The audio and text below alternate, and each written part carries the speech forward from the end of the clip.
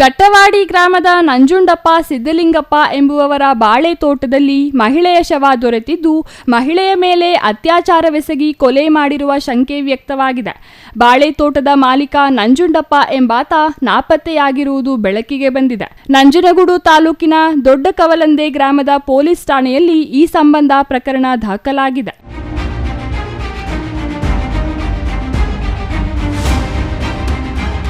ನಂಜನಗೂಡಿನ DYSP Raghu, PSI Lakshmikanta ಕೋಳಿ, ಚೇತನ್ ಕುಮಾರ್ ಸ್ಥಳಕ್ಕೆ ಭೇಟಿ ನೀಡಿ ಪರಿಶೀಲನೆ ನಡೆಸಿದ್ದು, ಗಟ್ಟವಾಡಿ ಗ್ರಾಮದ ಅನ್ಯ ಮಾರ್ಗದ ವ್ಯಕ್ತಿಯಿಂದ ದಲಿತ ಮಹಿಳೆಯ ಮೇಲೆ ಅತ್ಯಾಚಾರವೆಸಗಿ ಕೊಲೆ ಮಾಡಲಾಗಿದೆ ಎಂದು ಸಂಘಟಕರು ಆರೋಪಿಸಿದರು.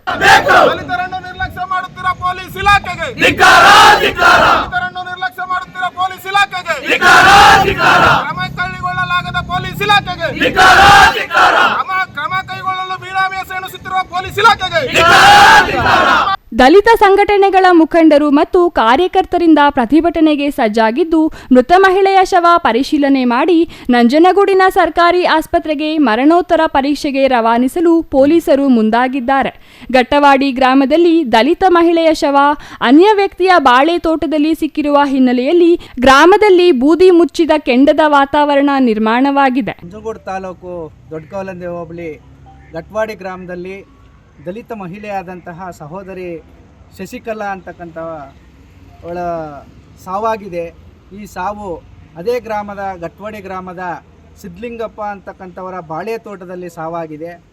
ನಾವು ಈ ಸಾವನ್ನು ರಾತ್ರಿ 10 ಗಂಟೆಗೆ ನಾವು ಕವಲಂದೆ ಪೊಲೀಸ್ ಠಾಣೆಗೆ ದೂರನ್ನು ಕೊಡಲಿಕ್ಕೆ ಬಂದಂಥ ಸಂದರ್ಭದಲ್ಲಿ ಈ ಠಾಣೆಯಲ್ಲಿರ್ತಕ್ಕಂತಹ ವಿಜಯ್ ಕುಮಾರ್ ಅಂತಕ್ಕಂಥ ಒಬ್ಬ ಪೊಲೀಸ್ ಸಿಬ್ಬಂದಿ ಕಂಪ್ಲೇಂಟನ್ನು ತೆಗೆದುಕೊಳ್ಳದೆ ಬಂದಿರತಕ್ಕಂಥ ಗ್ರಾಮಸ್ಥರುಗಳಿಗೆ ಅವಾಚ್ಯ ಶಬ್ದಗಳಿಂದ ಬೆದರಿಸಿ ನೀವು ವಾಪಸ್ ಕಳಿಸಿರ್ತಾರೆ.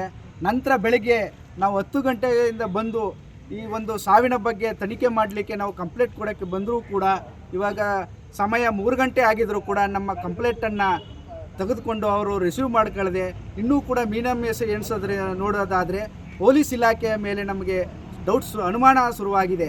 ಏಕೆಂದರೆ ಸಾವು ಆಗಿ ಅಂತ ಶಶಿಕಲಾ ಅಂತಕ್ಕಂಥ ಸಹೋದರಿ ಇನ್ನೂ ಕೂಡ ಆ ಜಮೀನಲ್ಲಿ ಇದ್ದಾಳೆ. ಇಲ್ಲೆಲ್ಲ ನಾವು ಕೈಕೊಂಡಿದ್ರೂ ಕೂಡ ಇನ್ನೂ ನಮಗೆ ಸರಿಯಾದ ರೀತಿ ನ್ಯಾಯ ಸಿಗ್ತೇ ಇರಲಿಲ್ಲ. ಇನ್ನು ಅರ್ಧ ಗಂಟೆ ಒಳಗಡೆ ಪೊಲೀಸ್ ಇಲಾಖೆ ಕಂಪ್ಲೇಂಟನ್ನು ತಗೊಂಡು FIR ಮಾಡಿ ಯಾರು ತಪ್ಪಿಸ್ತಾ ಇದ್ದಾನೆ ಸಿದ್ದಲಿಂಗಪ್ಪ ಅಂತಕ್ಕಂಥವ್ರನ್ನ ಅರೆಸ್ಟ್ ಮಾಡಲಿಲ್ಲ ಅಂತಂದರೆ ಈ ಒಂದು ಸ್ಟೇಷನ್ ಮುಂದ್ಗಡೆ ಉಗ್ರವಾದಂತಹ ಹೋರಾಟವನ್ನು ಗ್ರಾಮಸ್ಥರು ಹಾಗೂ ಸಂಘಟನೆಗಳ ಜೊತೆಗೂಡಿ ನಾವು ಹೋರಾಟವನ್ನು ರೂಪಿಸಬೇಕಾಗುತ್ತೆ ಅಂತೇಳಿ ಈ ಮೂಲಕ ನಾವು ಎಚ್ಚರಿಕೆಯನ್ನು ಕೊಡ್ತಾ ಇದ್ದೀವಿ. Kumar, CTV news, Nanjangud.